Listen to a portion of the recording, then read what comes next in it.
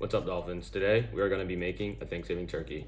The first step to this recipe is a dry brine, and a dry brine is when you put salt, sugar, and black pepper on a meat, specifically a turkey this time, and then you rub it in and leave it overnight just to get some moisture out from the skin so that the skin dries up better and gets more crispy in the oven. So after you brine your turkey, it's important to wash it all off. The amount of salt we used on this is kind of insane, and if you were just to throw this in the oven, it would be way too salty. It would be practically inedible. So we're just gonna wash that off, and then we're gonna start butchering this. All right, so we've washed off the brine from our turkey, and the next step before we spatchcock it is we are going to pat it dry.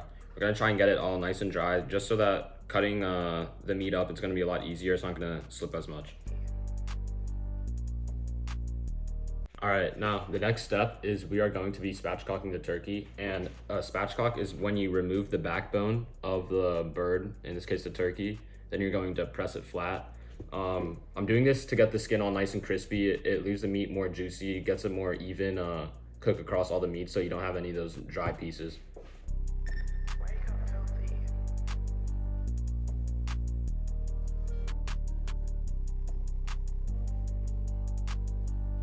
All right, so we just finished spatchcocking the turkey.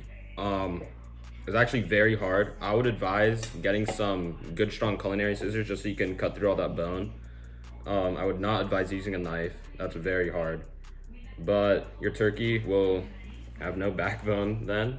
And after this, you're gonna lay it flat and press it down. You're gonna wanna try and break that breastbone so that your turkey can lay nice and flat.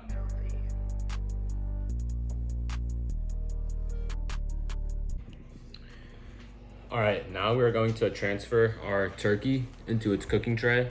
Before you do this, I would advise just preheating your oven to 450. And I would also advise putting some aromatics into your tray along with a little bit of water.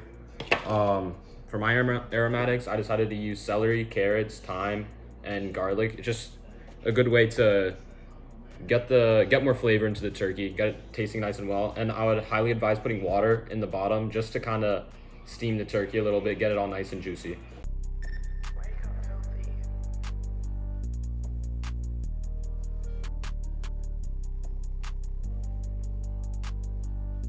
So for the aromatics, you can also just use anything you like. A lot of people like to put some citrus in there, so lemon or orange.